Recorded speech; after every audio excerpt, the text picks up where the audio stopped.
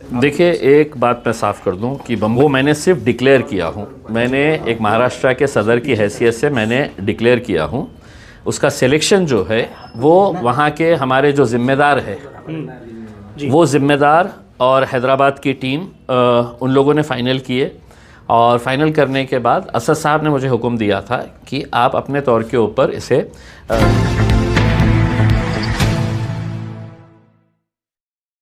चलो 1 2 3 स्टार्ट गो। सर, आज मुंबई की कई जगह की सीटें डिक्लेयर की है आपने, और उसके अलावा अब आगे आने वाले वक्त में क्या आप जितने महाराष्ट्र में सीटें आप लड़ा रहे हैं आप खुद ही उसको डिक्लेयर करेंगे यहाँ से? देखिए, एक बात मैं साफ़ कर दूं कि मुंबई की जो सीटें हैं वो मैंने सिर्फ डिक्लेयर किया हूँ। मैंने एक महाराष्ट्र के सदर की हैसियत से मैंने डिक्लेयर किया हूँ।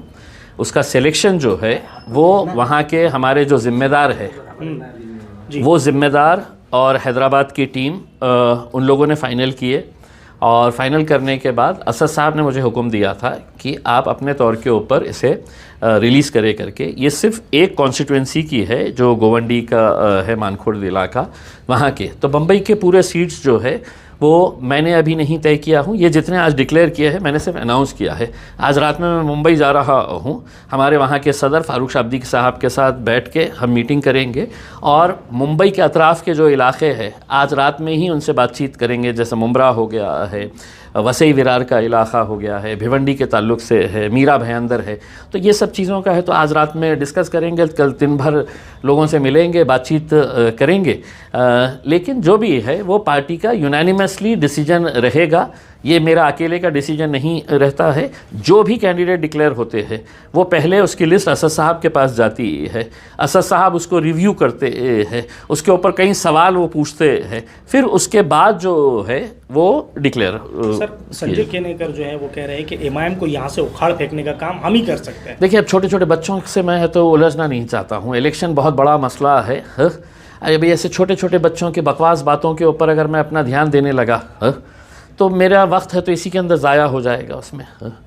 अब आप खुद उखड़ने वाले हैं, कुछ महीनों की आपकी वो रही गई है उसके अंदर। तो अब आप कोशिश कर रहे हैं कि किसी ने एक अहवाल प्रचन किया है 2051 तक 30% मुंबई में आबादी बढ़ेगी। तो इसकी आप पर क्या प्रतिक्रिया है? मुस्लिम आबादी बढ़ेगी। मुस्लिम आबादी बढ़ेगी 23% हो जाएगी। तो क्या तकलीफ? 30%। तो तकलीफ क्या है?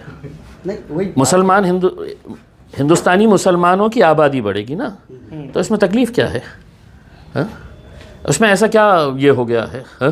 रिपोर्ट आया है तो रिपोर्ट आया है तो उसमें क्या है? उसमें 30% कोई पाकिस्तानी नहीं आ रहा, कोई बांग्लादेशी नहीं आ रहा, कोई अफ़गानी नहीं आ रहा है करके। अगर मेरे मुल्क में रहने वाले अगर मुसलमान अगर बम्बई में जाके बसना चाहते हैं, बम्बई में अगर वहाँ पे उनका पॉपुलेशन बढ़ रहा है, तो इसमें तकलीफ़ किसको हो रही है मुझे ये बताइएगा। सर, जैसे आपने डिक्लेयर किया है कि पार्टी के जो पदाधिकारी है बाहर के या महाराष्ट्र के, उनको इलेक्शन लड़ना बहुत ज़रूरी है। कई जगह आपने जैसे जालना का डिक्लेयर भी कर दिया है। अगर वो लोग इनकार करते हैं, घर पे चले जाएंगे। तो पार्टी पे रखेंगे, बाहर कर देंगे? घर पे चले जाएंगे। ये फ़ैसला मेरा नहीं है, ये मेरे क़ायद बैरिस्टर असदुद्दीन अवैसी साहब का फ़ैसला है कि हमारे बहुत सारे ऐसे लोग हैं जो डायरेक्ट एमएलए और एमपी के इलेक्शन का टिकट मांगते हैं। तो हम ये देखना चाह रहे हैं कि ये कॉरपोरेशन के इलेक्शन में लड़े, 5 साल लोगों की खिदमत करे, कॉरपोरेशन के अंदर जाके लोगों के मसले मसाइल जो है वो आप वहाँ पे अगर हल करेंगे तो 5 साल के बाद आपका ये दावा रहेगा कि अब मैं एमएलए का टिकट मांगूंगा, एमपी का टिकट मांगूंगा करके उसमें। तो अब जो इलेक्शन लड़ाने वाले थे कि साहब मेरे पास से है तो 50 सीटें लड़ने का है करके, तो हमने उनको एक कंडीशन डाल दी है कि आप ख़ुद को आपको पहले लड़ना पड़ेगा वहाँ पे। हमारी ख्वाहिश है कि ऐसे जो नेता है हमारे पार्टी के बड़े बड़े वो नेतृत्व करे उस महानगर पालिका के अंदर उसमें। अब मुझे बहुत सारे लोगों ने ये कहा कि साहब हमारी दिक्कत है कि हम नहीं लड़ सकते हैं, बच्चों का कुछ मसला है, कोई दूसरे इश्यूज़ है, हम हमारे बेटे को लड़ा रहे हैं। किसी ने कहा हम हमारी वालदा को लड़ा रहे हैं। आपके घर का कोई एक सदस्य लड़ना चाहिए, ये हमारा अब ये रहा है। और हर जगह के ऊपर से ये, अगर वो हारते हैं तो फिर अगर वो लड़ते हैं और अगर हार का सामना करना पड़ देखिए, बात ये नहीं है ना उसके। हमको पूरा यकीन है कि जो हमारे बड़े बड़े नेता जो है जो बड़े बड़े इलेक्शंस के बारे में बात करते हैं, कम से कम अपने मोहल्ले को तो मजबूत करिएगा। जहाँ पे आप रहते हैं, जहाँ पे आपका दफ्तर है, वहाँ पे अपना इलेक्शन लड़िएगा करके उसमें। तो एक अच्छी चीज़ हमने शुरुआत की है कि महानगर पालिका में अगर हमारे 10-20 कॉरपोरेटर्स जा रहे हैं तो उसका नेतृत्व कौन करेगा? उसका नेतृत्व उस एरिया का जो जिम्मेदार था, जो इतने सालों से मजलिस को वहाँ पे लेके चल रहा था, वो उसका नेतृत्व करेगा। इम्तियाज़ भाई, सवाल ये है कि कल पूरे देश में नाताल साजरा किया और पंतप्रधान ने चर्च में जाकर साजरा किया, और दूसरी जगह बजरंग दल के लोगों ने बहुत ज़्यादा पूरे देश के अलग अलग हिस्सों में उत्पाद मचाया। कैसे देखते हैं आप इस राजनीति को? देखिए, नरेंद्र मोदी साहब का तो मामला ऐसा हो गया है कि वोट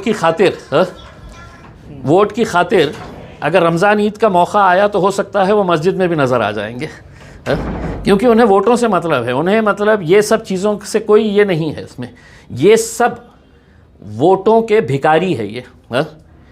इन्हें वोट चाहिए और वोट की खातिर ये एक दिन क्रिसमस ख़त्म हो गया है, इन्हीं के जितने भी चेले पेले हैं ये पूरे कि ये कन्वर्जन कर रहे हैं, ये धर्मांतर कर रहे हैं करके, उस वक्त यही नरेंद्र मोदी जी की ज़बान नहीं खुलेगी। वो खामोश बैठे रहेंगे, देखते रहेंगे उसमें, और उनके जितने भी लगवे भगवे हैं, ये बजरंग दल वाले टाइप के जितने भी ये है उसमें, वो उत्पात मचाते रहेंगे।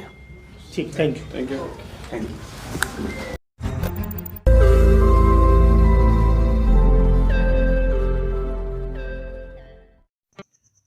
रोज नई खबरों को देखने के लिए हमारे औरंगाबाद समाचार चैनल को सब्सक्राइब कीजिए और नोटिफिकेशन पाने के लिए हमारे बेल आइकन को दबाइए ताकि हर खबर की नोटिफिकेशन आपको मिलती रहे।